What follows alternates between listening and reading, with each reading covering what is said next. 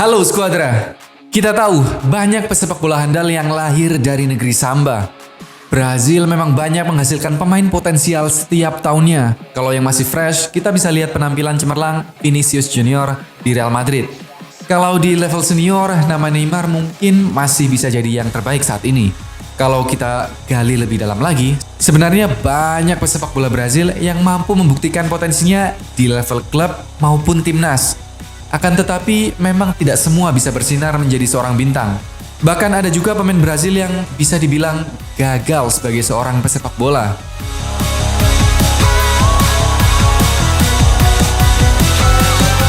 Lima pemain Brazil yang gagal. Untuk menjadi seorang pemain sepak bola profesional sudah jadi impian hampir semua anak-anak di Brazil. Sepak bola seakan sudah melekat dengan generasi muda di sana. Bukan cuma jadi pemain profesional, tujuan mereka adalah menjadi pemain kelas bintang dunia. Bukan cuma bualan, kualitas pesepak bola dari Brazil memang sudah terbukti. Ronaldinho, Cicinho, Ronaldo Luiz Nazario de Lima, Felipe Coutinho hingga Gabriel Martinelli pernah menyandang status sebagai wonderkid. Alasannya sudah pasti, karena performa mereka cukup menjanjikan di usia muda. Akan tetapi tidak semua bisa mempertahankan kualitasnya. Ronaldinho menjadi salah satu pesepak bola Brazil yang berhasil. Ia menjadi legenda dan masih diingat kehebatannya oleh para pecinta sepak bola di seluruh dunia. Kalau contoh yang gagal, mungkin Coutinho bisa jadi contohnya. Karirnya kurang begitu cemerlang di Barcelona hingga akhirnya kini ia bermain di klub papan tengah Liga Inggris, Aston Villa. Kegagalan seorang pesepak bola Brazil menjadi bintang bukan cuma disebabkan faktor kualitas, tapi juga ada faktor lain yang membuat karir mereka meredup. Misalnya memilih klub yang salah sehingga kurang bisa beradaptasi dan berkembang. Ada juga yang sering dilanda cedera sehingga jarang dapat kesempatan untuk tampil dan membuat performanya menurun. Berikut ini kami sudah merangkum 5 pesepak bola asal negeri Samba yang gagal memanfaatkan kesempatannya untuk menjadi seorang bintang. Siapa saja? Let's go!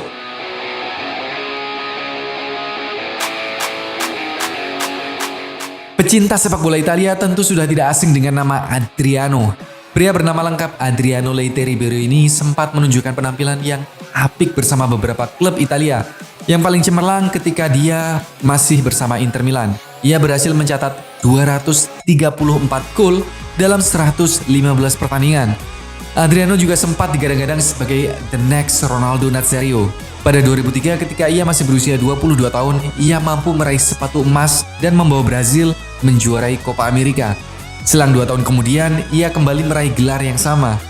Skill dan naluri Adriano sebagai penyerang memang cukup tajam.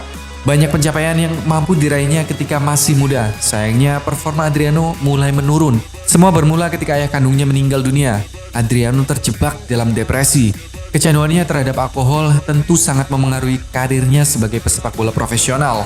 Dengan tubuhnya yang tak ideal lagi, untuk mengontrol bola saja ia sangat kesulitan. Tak seperti saat Adriano muda yang mampu meraih banyak prestasi. Dari situ ia mulai berpindah dari satu klub ke klub yang lainnya, sampai ia harus mengakhiri karirnya di Miami United. Ya, meskipun Adriano sempat jadi bintang di masa mudanya, tapi karirnya sebagai pesepak bola harus diakhiri dengan kurang memuaskan.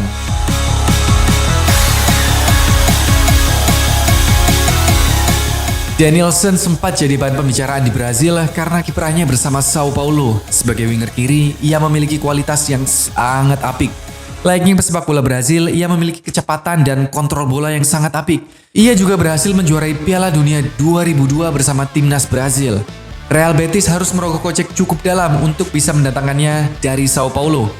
Angka 21,5 juta pound sterling termasuk sangat tinggi di tahun 1998. Hal ini membuat namanya masuk ke rekor transfer termahal di kala itu.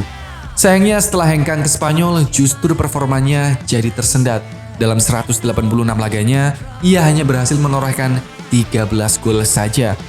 Tentu jadi catatan yang kurang memuaskan untuk pemain dengan posisi di lini depan. Setelah Los Verdiblancos, ia bergabung dengan Bordeaux di Ligue 1. Namun klub kesulitan untuk membayarkan tuntutan gaji yang dimintanya. Akhirnya, Denilson hengkang ke berbagai klub setelahnya. Bahkan ia pernah memperkuat klub Vietnam, Haiphong. Ironisnya, ia hanya dibayar saat tampil di lapangan pada 2009 silam. No matter apes. Jadi kata yang paling cocok untuk karir seorang Alexander Pato.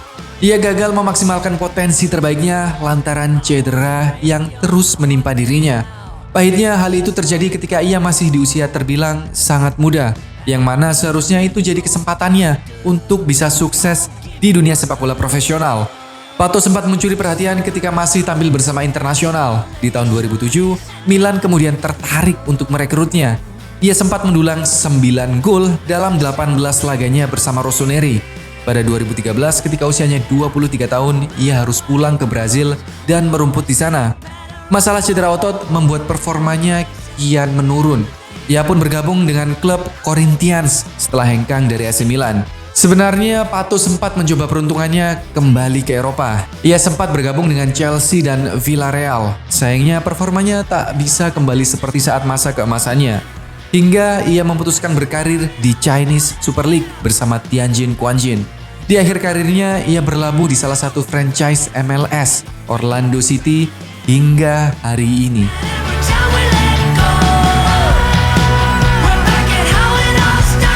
Debutnya bersama Santos membuatnya digadang-gadang sebagai the next Pele. Kala itu usianya masih 15 tahun. Penampilannya yang apik membuatnya memiliki harapan yang besar untuk jadi seorang bintang. Bahkan Robinho berhasil menarik perhatian Real Madrid dan bergabung dengan Los Blancos pada tahun 2005. Bersama Madrid, ia justru semakin jauh dari harapannya menjadi bintang. Penampilannya yang tak cukup baik meski berhasil membukukan 35 gol dalam 135 laga. Pada 2008, Robinho hijrah ke Manchester City. Tak ada perubahan yang signifikan dari performanya. Ia hanya mampu mencetak 16 gol dalam 53 laga. Selanjutnya, ia hengkang ke AC Milan. Bersama Rossoneri, penampilannya juga tak kunjung stabil. Bahkan ia juga pernah didakwa melakukan tindakan pemerkosaan kepada wanita asal Albania pada 2009 silam. Hal ini membuatnya membawa citra buruk di lapangan dan membuat karirnya semakin terpuruk.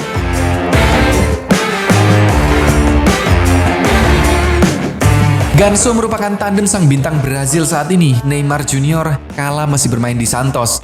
Sayangnya performa apiknya bersama Neymar tak bisa dibuktikan lantaran cedera yang menerpanya. Ia sempat menjajal karir di Sevilla, namun masalah kebugaran seolah jadi musuh utamanya untuk berkembang. Tak seperti Neymar yang berhasil meniti karir di Barcelona hingga PSG, Ganso lebih banyak memperkuat klub-klub Brazil seperti Santos, Sao Paulo, hingga Fluminense. Sebenarnya Ganso memiliki kualitas yang cukup baik, akan tetapi seakan ruangnya sebagai pesepak bola sangat sempit. Bukan cuma cedera, sulitnya Ganso beradaptasi dengan taktik dan permainan terutama di Liga Eropa menjadi alasan utamanya. Karir pemegang 8 caps bersama timnas Brazil ini hanya berkutat di negara asalnya, Brazil. Ia tak mampu menunjukkan kualitasnya di ajang sepak bola yang lebih bergengsi seperti Liga-Liga Eropa khususnya. Bagaimana menurut kalian? Apakah kalian setuju atau ada nama lain yang bisa kalian tambahkan? Tulis di kolom komentar ya. Yang terakhir, jangan lupa untuk juga subscribe, like, dan share ke teman-teman kalian. Dan juga jangan lupa untuk follow akun Instagram kita di jornata.indonesia. Last but not least, stay fit and ciao Jornata!